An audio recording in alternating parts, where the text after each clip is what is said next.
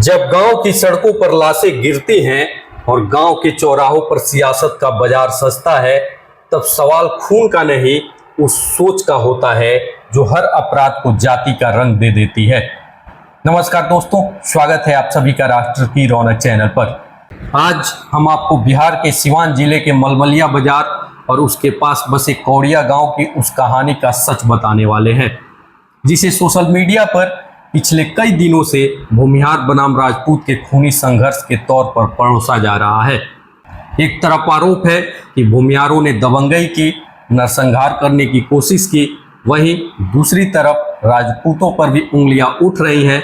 लेकिन आज हम आपको इस सोशल मीडिया की हवा से परे उस आधी सच्चाई का पूरा सच बताने वाले हैं, जो इस देश के कई गांवों में दशकों से जमीन के नीचे दबी पड़ी है।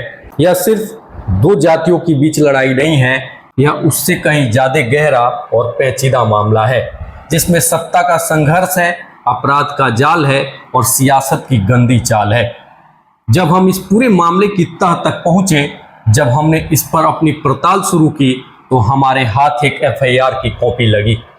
ये कोई सामान्य एफआईआर नहीं है, ये वो दस्तावेज है जिसे पढ़ने के बाद आपके मन में हर तस्वीर शीशे की तरह साफ हो जाएगी। जी हाँ, आपको मालूम चलेगा कि ये मामला किसी एक पक्ष की दबंगई या अत्याचार का नहीं था, बल्कि ये तो आपसी वर्चस्व का युद्ध था। एक ऐसी लड़ाई जहां दोनों तरफ से पलड़ा बराबरी का था। जी हाँ, आपको जानकर हैरानी होगी कि इस पूरे घटनाक्रम से करीब 25 से 30 दिन पहले भूमिहार पक्ष के ऊपर उसी राजपूत पक्ष की तरफ से हमला किया गया था।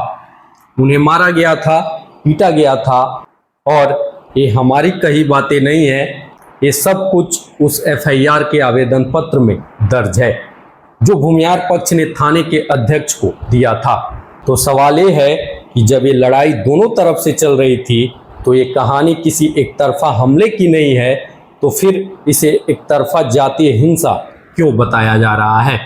क्यों सोशल मीडिया पर इसे इस तरह से पेश किया गया कि मानो कोई एक समुदाय वहां कमजोर और लाचार था?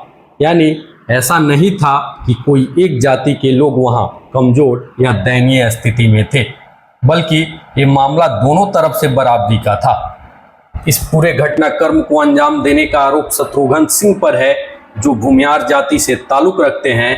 उन्होंने 16 जून को, यानी उस बड़ी घटना से पहले, एक शिकायत दर्ज कराई थी। अपने आवेदन में उन्होंने साफ साफ लिखा था कि लाठी डंडों और फरसे से उन पर हमला किया गया है।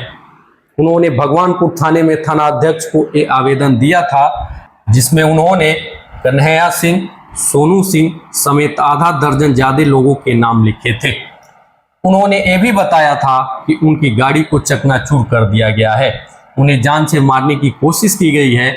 यह आवेदन पत्र दिखाता है कि यह संघर्ष कोई अचानक हुआ झगड़ा नहीं था, बल्कि एक लंबे समय से चल रहे आपसी संघर्ष की है। अब जरा सुनिए, उसी आवेदन में कन्हैया सिंह का भी जिक्र है, जो राजपूत जाति से ताल्लुक रखते हैं और जिन पर हमला करने का आरोप है। और हैरान करने वाली बात यह है कि शत्रुघ्न सिंह अपने आवेदन में ये भी कहा था कि कन्हैया सिंह जहरीली शराब कांड में जेल जा चुके हैं और हाल ही में छूट कर आए थे। मतलब जो आरोप राजपूत पक्ष भूमिहारों पर शराब तस्कर होने का लगा रहा है, वही आरोप दूसरे पक्ष यानी राजपूत पक्ष से जुड़े कुछ लोगों पर भी है, और वो भी ऐसे ही मामलों में जेल जा चुके हैं।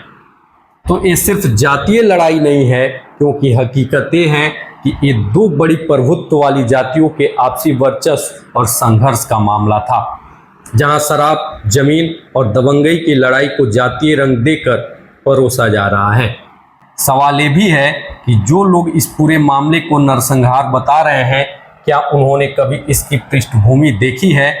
आज सोशल मीडिया पर इस पूरे मामले को जिस तरह से भूमिहार बनाम राजपूत की लड़ाई को हवा दी जा रही है, वो शायद सियासत के लिए अपनी जमीन तैयार करने जैसा है। हर नेता वहां पहुंचकर अपनी उपस्थिति दर्ज करा रहा है। क्यों? क्योंकि विधानसभा चुनाव आ रहे हैं और इस खून के खेल पर सियासी रोटियां सेकने का मौका कोई नहीं छोड़ना चाहता। ये सिर्फ सोशल मीडिया पर अपनी नेतागिरी चमकाने का एक जरिया बन गया है। वहीं मरने वाले व्यक्ति पूर्व मुखिया का बेटा का परिवार भी गांव में दबंग और प्रभुत्व वाला रहा होगा, क्योंकि कोई मुखिया का बेटा कमजोर नहीं हो सकता। इसका मतलब साफ है कि दोनों तरफ ऐसे लोग हैं जो अपने इलाके में प्रभुत्व बनाकर रखना चाहते हैं, जो वर्चस्व की राजनीति करते हैं। हमें ये समझना होगा कि दो आपसी गुटों के वर्चस्व की लड़ाई दो जातियों के वर्चस्व की लड़ाई में कैसे बदल गई। ये वो सवाल है जो हमें इस देश के हर गांव, हर शहर में पूछना होगा। और सबसे बड़ी बात है, अपराध का कोई जाति नहीं होती। अपराध को किसी भी सूरत में सही नहीं ठहराया जा सकता, चाहे कोई व्यक्ति भी किसी भी जाति का हो। अगर उसने अपराध किया है तो उसे उसकी सजा मिलनी ही चाहिए। लेकिन दुख इस बात का है कि सोशल मीडिया पर इस पूरे घटनाक्रम को जातीय रंग देकर पेश किया जा रहा है, और यही आज सबसे बड़ा दुर्भाग्य है। पुलिस प्रशासन इस मामले की जांच कर रहा है। कई अन्य कहानियां भी सामने आ रही हैं और एक एक करके तह खुलते चले जाएंगे। हमें उम्मीद है कि इस सच्चाई को जानने के बाद आपकी प्रतिक्रिया अलग होगी, क्योंकि न्याय सिर्फ पीड़ितों को नहीं बल्कि समाज को मिलना चाहिए। जहां जाति के नाम पर आपराधिक गतिविधियों को ढका ना जाए। ये लड़ाई न्याय की है, ये लड़ाई सच्चाई की है, ये लड़ाई बिहार के उन गांवों की है जहां आपसी वर्चस्व के चलते खून बहता है और फिर उसे जातीय रंग दे दिया जाता है। हमें तटस्थ रहना होगा, हमें तथ्यों के आधार पर बात करनी होगी और हमें इस आग को बुझाना होगा, न कि इसे और भड़काना होगा। तो आपकी इस पर क्या राय है, कमेंट बॉक्स में लिखकर अपनी राय जरूर बताइएगा। फिलहाल के लिए इस वीडियो में इतना ही। मिलते हैं अगले वीडियो में। अगर वीडियो पसंद आया हो तो वीडियो को लाइक करें, शेयर करें और साथ ही राष्ट्र की रौनक चैनल को सब्सक्राइब करना ना भूलें। फिलहाल के लिए धन्यवाद। जय हिंद, जय भारत।